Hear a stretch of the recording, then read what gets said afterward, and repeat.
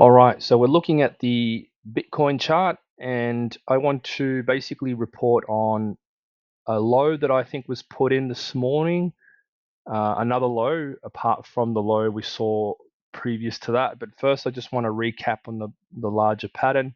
I do believe we are in the fifth wave at the moment, and we could be in that final fifth wave of the fifth wave incoming. So we had the wave one back here in 2023, wave two, and then wave three all the way up into March 2024, all-time high wave three, and then we corrected in wave four, and now we're in wave five. Within that fifth wave, I believe we are also now about to, or have already begun, the fifth wave. Now, I don't think price will fall much lower than this level at this point. It doesn't look like this pattern is complete yet, so I do think that we are going to get a push higher. As per my previous illustrations here, I have highlighted a few areas that are important, and where this pattern has fallen back down towards is in line with that middle of that trend or that channel, the midway point. It's actually found some pretty decent support right there. And I think this is important. So as we move into the 4 hour, I'll basically explain to you the correction that I'm seeing here. So up to wave three, we saw towards the end of Jan. I do believe what we saw after that is basically a complete correction as marked. I'll mark it as follows. Just have a look at this. So we have a zigzag A, we have a zigzag B. I do believe this whole thing is a wave C, and then we had a wave D up here and basically into the Trump announcement about that strategic reserve, and then we had a wave E to complete the move. So it looked like a pump and dump, but I believe that move that happened afterwards was the end of wave four. Right now, these are fractal patterns. So if there is a chance that this market continues to explode even higher than what I'm telling you it is, then this is still a good place to go long. Even if this is about to be a third of a third wave or something like that, right? So it's not so much about getting the entire large account 100% correct, because as you know, these moves can extend, right?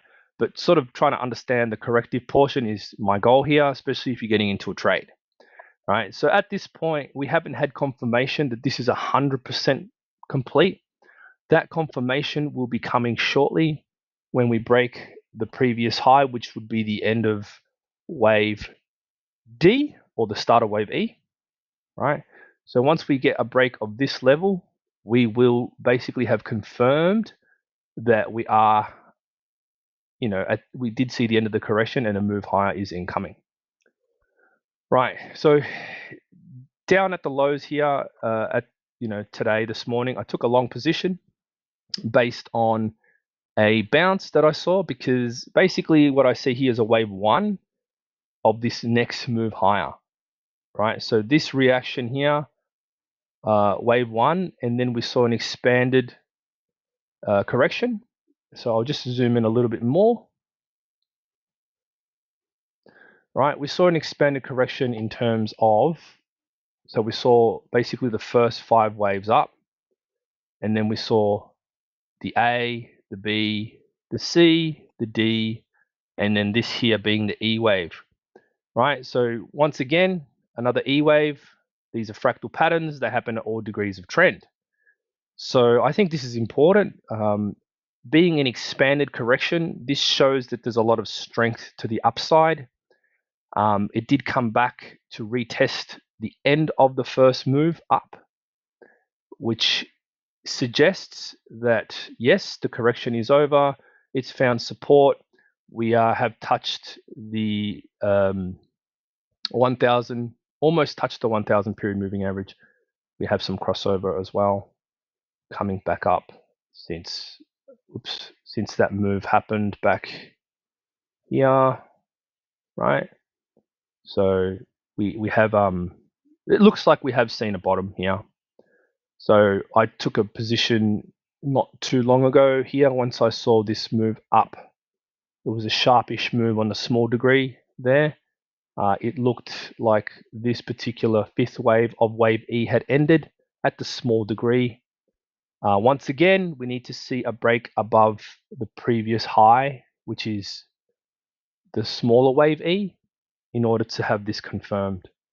So my position was based on, I saw this mini weak 5 wave move here play out.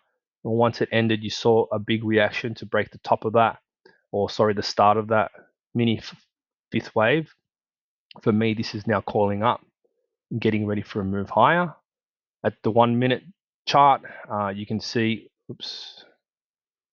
you can see that it basically broke up above the 200 period moving average, came back and retested it, and now it's sort of just getting ready, calling up, getting ready for a move higher. So this is a pretty small degree to look at this chart in, but I suppose it gives you an idea of the fractal nature of what's happening here. But bear in mind, once again, we need to see the confirmation of a break of the 2 previous pivot highs to break out of this pattern, the end of the correction, and expect prices to go higher. Obviously, at a minimum, you can target the all-time high, but I'd be more mindful that this will unfold into a 5 wave move that's probably going to be at least as long as wave 3, because you know how these Bitcoin fifth waves can be. They can actually extend, right, about as long as wave 3. So if you're having a look here at, well, where did wave 3 start?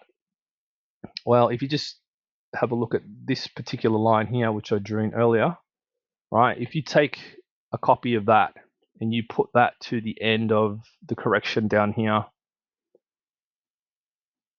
you know, and then you've basically got something that is similar in length to wave 3, almost at that line which I've put up there, that target, which was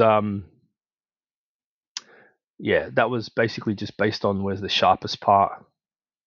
I think it was. No, never mind. I can't remember why I put that target in there. It's just one of a few of the lines that I've drawn in there, so really not important at this stage. I suppose just keep an eye out on for 150,000 mark potentially. If you look at the start of this 5 wave move incoming, it does have a fairly large first move up.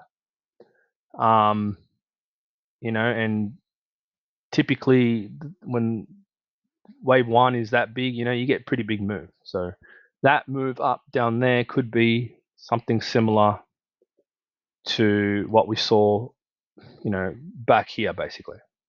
I believe this is 1, wave 1, 2, 3 up until here, and then 4, and then 5. So you can see that even, yeah, like once again, that one there is pretty big.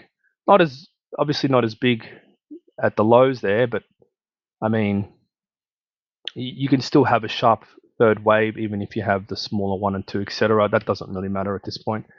I'm just saying, if you want to target the last high, the all-time high, then it might not, you know, might not be worth it. It might go even higher. So at this point, I'll leave it at that, and I'll provide an update once we see some more confirmation on the break of those last pivot highs.